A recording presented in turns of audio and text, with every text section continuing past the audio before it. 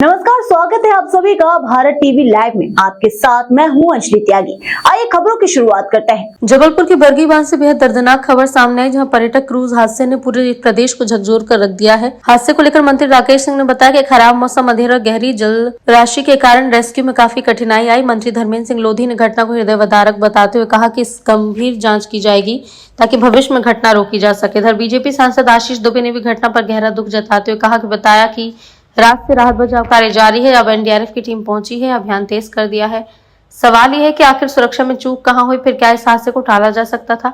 फिलहाल पूरा प्रदेश पीड़ितों के साथ है और हर अपडेट पर हमारी नजर है। कल शाम को हमें 6:30 बजे CSP Bargi police control room द्वारा सूचना दी गई कि बरगी डैम में क्रूज जो है डूब रहा है। सूचना प्राप्त होती ही एसडीआरएफ और होमगार्ड की टीम तत्काल घटनास्थल पर पहुंची। यहाँ पर आकर हमने देखा अंधेरा हो चुका था और बारिश की भी परिस्थितियां थी।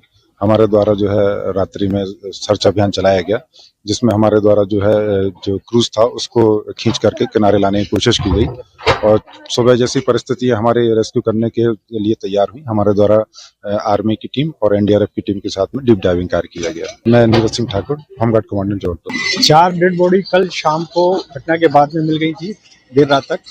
उसके बाद आज जब आर्मी की टीम आई है और उन्होंने डाइविंग की है तो उन्होंने क्रूज के अंदर से 5 डेड बॉडी आज रिकवर की है और अभी कुछ डेड बॉडीज अंदर हैं। एग्जैक्ट नंबर अभी उनको मतलब विजिबिलिटी का नहीं पता चल रहा है, लेकिन वो लगातार डाइविंग करके उसके एफर्ट्स कर रहे हैं। कौन कौन सी कंपनियां हैं जो सर काम कर रही हैं? यहाँ पे देखिए, जो इसमें क्रूज के पास में जो रेस्क्यू वाला काम है उसमें 3 एजेंसीज मेन है, जिसमें कि आर्मी है, एनडीआरएफ है, एसडीआरएफ है।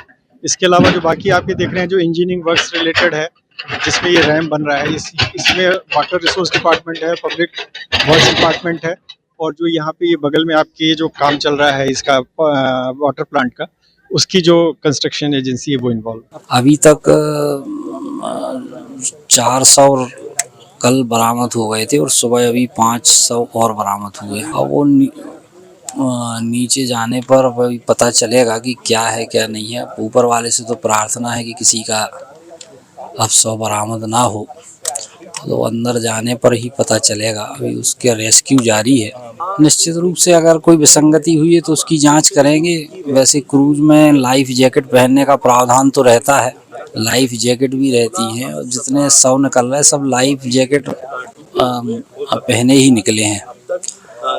तो अगर ये विसंगति हुई है तो उस पर जांच करेंगे और अगर जो दोषी लोग होंगे उन पर कठोर से कठोर कार्रवाई करने का काम हम करेंगे। एनडीआरएफ के आने के बाद और सुबह का उजाला फैलने के बाद अब जल्दी ही इस निर्णय पर पहुंच सकते हैं कि अंदर वास्तव में क्रूज के अंदर कुछ लोग हैं या नहीं है।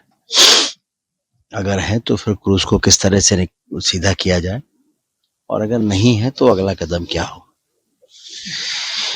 कुल मिलाकर इस दुखद घटना का अंत अब इस क्रूज के सीधे होने के साथ ही हो जाएगा। इसके बाद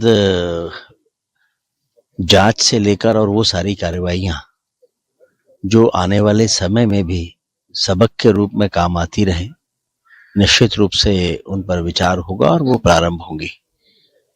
लेकिन जैसा कल रात से ही हम सभी कह रहे हैं कि आवश्यकता इस बात की है कि एक बार ये रेस्क्यू का काम पूरा हो जाए और अब ऐसा लगता है कि वो पूरा होने की स्थिति में हम लोग वहां तक पहुंच चुके हैं। इसमें देखिए, जिला प्रशासन के लोग तो थे ही, पुलिस के अधिकारी भी, कर्मचारी भी, पुलिस के अधिकारी, जवान सभी हैं।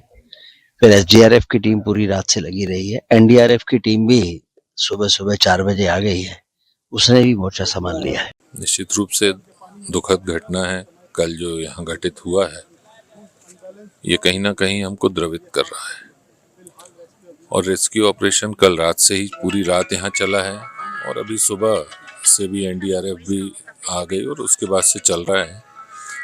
कल हमने लोगों को जीवित बचाया है, 22 लोगों को, लेकिन कल 4 शव हमने इसमें से निकाले थे और आज भी अभी 3 शव और निकाले गए हैं।